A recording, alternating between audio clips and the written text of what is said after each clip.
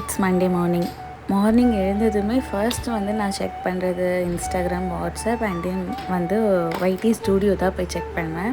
So என்னோடய videos எல்லாம் views எவ்வளோ போயிருக்கு அண்ட் தென் எவ்வளோ சப்ஸ்கிரைபர்ஸ் வந்திருக்காங்க அப்படின்னு தான் செக் பண்ணுவேன். ஸோ நான் வந்து எதிர்பார்க்கவே இல்லை. நான் ஒரு லாங் வீடியோ போஸ்ட் பண்ணியிருந்தேன் அண்ட் அதுக்கு வியூஸ் வந்து 43 சம்திங் அந்த மாதிரி தான் இருந்தது.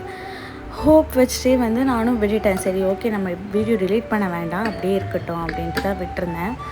பட் மண்டே மார்னிங் எழுந்து பார்க்குறேன் 300 வியூஸ் கிட்டே போயிருந்தேன் அண்ட் சப்ஸ்கிரைபர் கவுண்ட் வந்து 202 சம்திங் இருந்துச்சு. அதை பார்த்த உடனே எனக்கு ரொம்ப ரொம்ப சந்தோஷமாயிடுச்சு. ஓகேடா, நம்ம கண்டிப்பாக வீடியோஸ் போடலாம், வியூஸ் போகும் அப்படின்ற மாதிரி ஒரு தாட் வந்து. ஏன்னு பார்த்திங்கன்னா சம்டைம்ஸ் இந்த வியூஸ் எல்லாம் போகலைன்னா பயங்கர டிமோட்டிவேட் ஆகிட்டு வீடியோஸே போட வேணாம் அப்படிங்கிற மாதிரிலாம் தோணும்.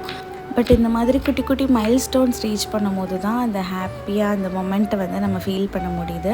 அண்ட் எஸ் 200 சப்ஸ்கிரைபர்ஸ் நாளைக்கு 2000 20,000 சப்ஸ்கிரைபர்ஸாக இன்க்ரீஸ் ஆகுன்ற ஹோப் எனக்கு இருக்குது.